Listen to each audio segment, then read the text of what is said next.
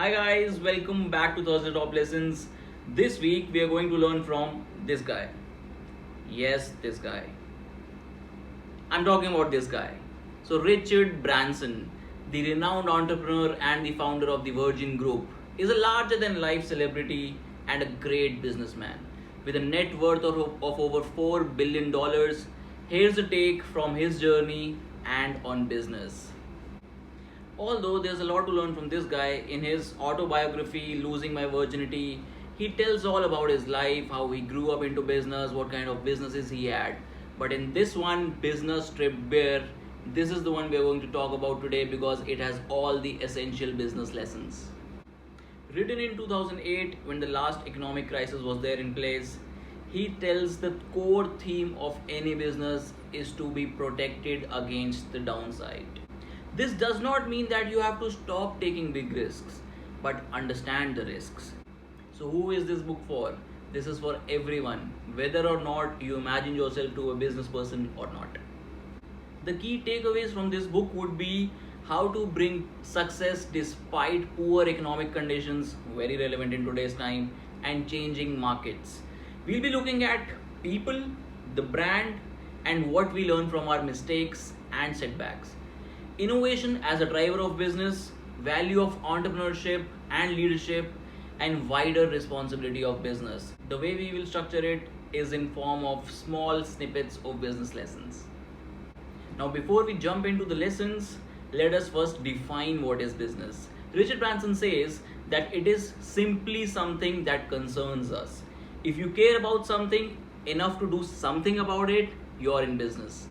Business is creative, like a painting. You can create anything, and then right there is your first problem. For every one good painting that you might have, there are a zillion bad ones just aching to drip off your brush. Scared? You should be. Then you pick a color, the first one, then the second, then the third, and it all has to go along. And now, more importantly, you are invested. Now you cannot go back. That is business. So, business is about getting better things done whilst making money. Now, being better is hard to do. The bigger you get, it only gets harder, and the ethical questions are even bigger. Turnovers can be huge, but it is the profit margin that really matters. At its core, a company or a business is just about its talent, its expertise, and its relationships.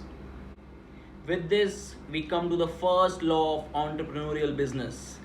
There is no reverse gear on this thing. You cannot unmake it. The next lesson, to protect the downside, it is important to stay small, especially the banks, so that even if one fails, the entire system does not fall. This is very relevant from the 2008 subprime crisis when this book was written. Also, by staying small and privatization, they compete to increase the customer service. There is a reference of the Medici family in the 15th century who were owners of the largest banking system at that point in time. There were no branch managers, just junior partners who paid themselves a share of the branch profits. Richard Branson says that there is a dinosaur businessman who brags about his 10,000 odd workforce and £100 billion of turnover but is finished. That is because the planet cannot support him. If he split up into hundreds of companies, each turning over about half a billion and forced to stand up on its 2 feet, he'd be hurting but still alive. Think big but build small. A good idea will grow itself. Virgin Group has organized themselves in a very similar fashion in hundreds of limited companies. The next lesson is to avoid taking on someone else's legacy. Mergers are difficult. Fighting the outer world is easy, but trying to make peace among one's own staff is hell. Try to start from the scratch. The next thing, once you are up with the business, is to find the right people. Seek out people with the right spirit, bubbling just beneath the surface, and get working with them. These people don't know they are special, but they are, and you can spot them easily. These people, by their nature and their outlook on life, just enjoy working with others. They are attentive and they smile freely, often lively and fun to be with. Someone who can stay cool and calm under pressure is an asset. It's a positive sign when people don't take themselves too seriously. Be good at what you do and don't worry about your image. And there's another thing about teams, they don't last forever. Think of a team as being like the cast of a theatrical play. Actors who work together on the same show for a very long time grow stale. When the business lets you, always shake things up a little bit. Another important thing to know about teams, and my personal lesson from this book, is hire for attitude, train for skill. One key quality is there, which is discipline. Discipline is not about the rigid thinking, machine like working of a discipline. A self disciplined person would have the patience to conduct routine business routinely, the talent to respond to exceptional circumstances exceptionally, and the wisdom to know the difference between the two. So, once you're ready with the teams, what to do? Customer service and staff satisfaction are pretty much the same issue. They should be handled as one. The next important lesson is remembering who you are.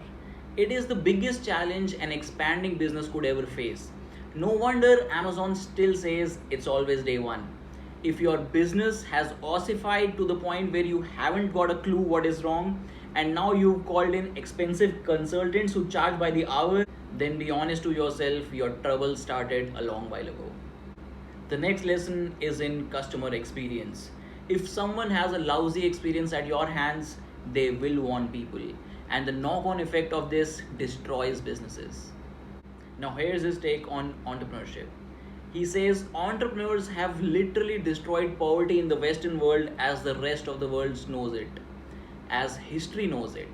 No other social system can compete with the entrepreneurial free market system in terms of productivity, raising standards of living, and creating permanent prosperity. Entrepreneurship is not about getting one over customer. It is not about looking to be number one. It is not about making a lot of money, and especially not about letting work take over your life.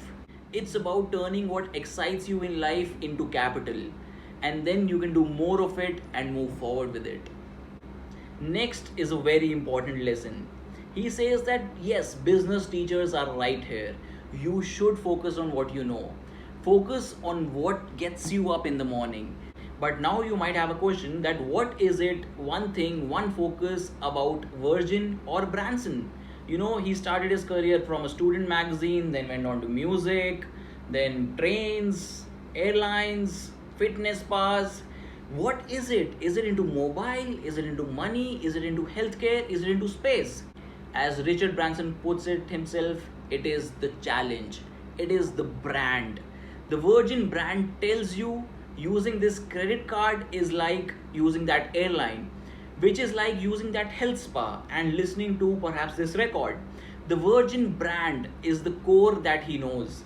It is about finding ways to give people a good time. It is a lifestyle brand. He gives a great example of injecting fun into problems.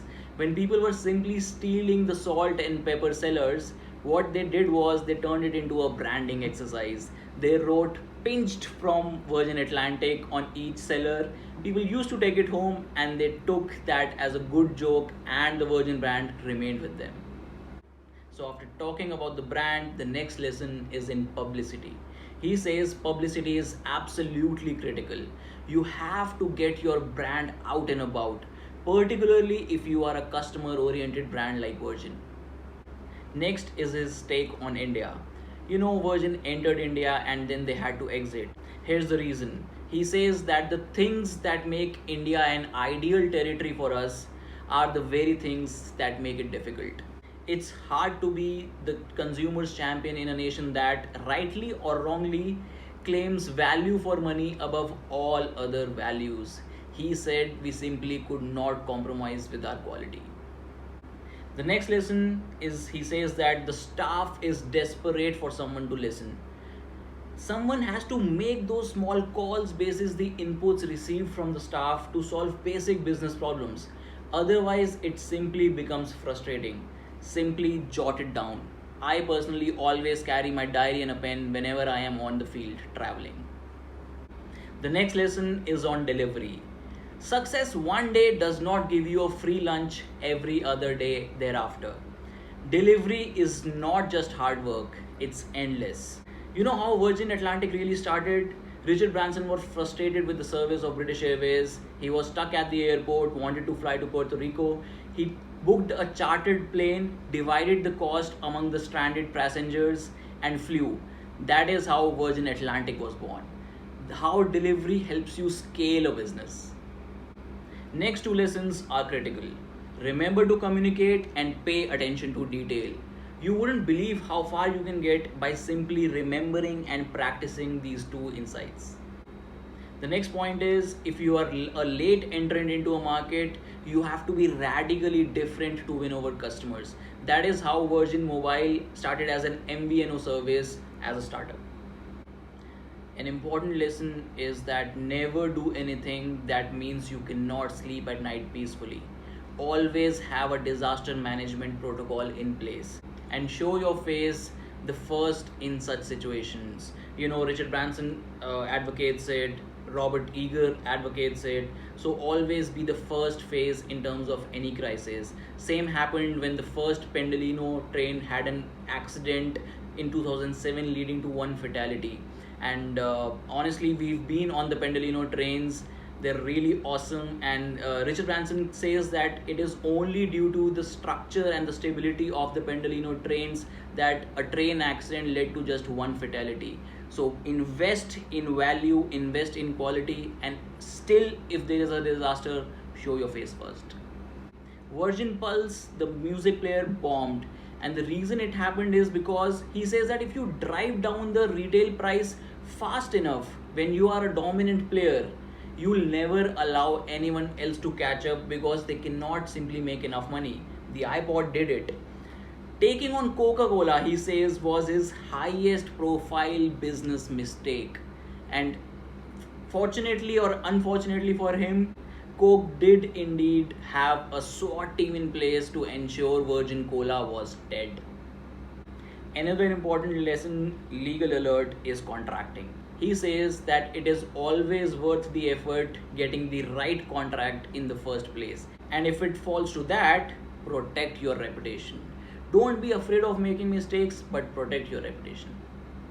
Next is a lesson in dealing with failure. He says that if you're hurt, lick your wounds and get back up. If you've given it your absolute best, it's time to move forward. The same happened with him in the bid of a bank, Northern Rock Bank. It was eventually nationalized, they could not win it, but that's how life is. Next is how to deal with a crisis.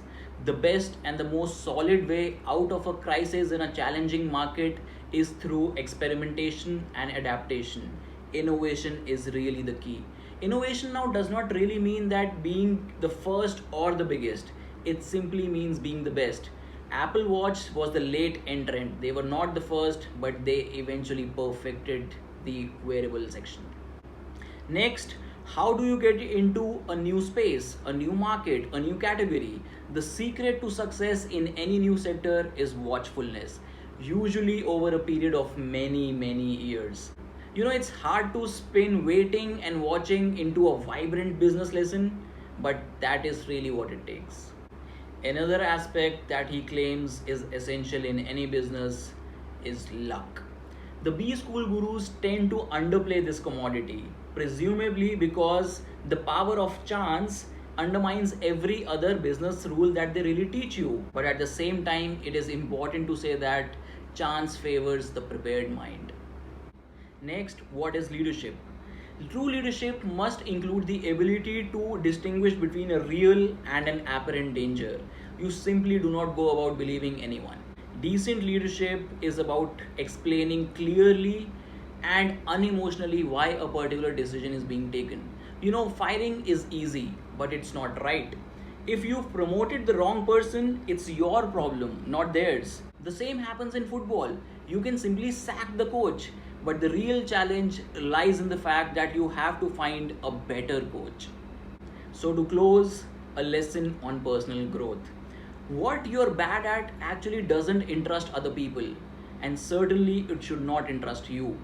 However accomplished you become in life, the things that you are not good at will always outnumber the things that you are good at. So don't let your limits knock off your self confidence.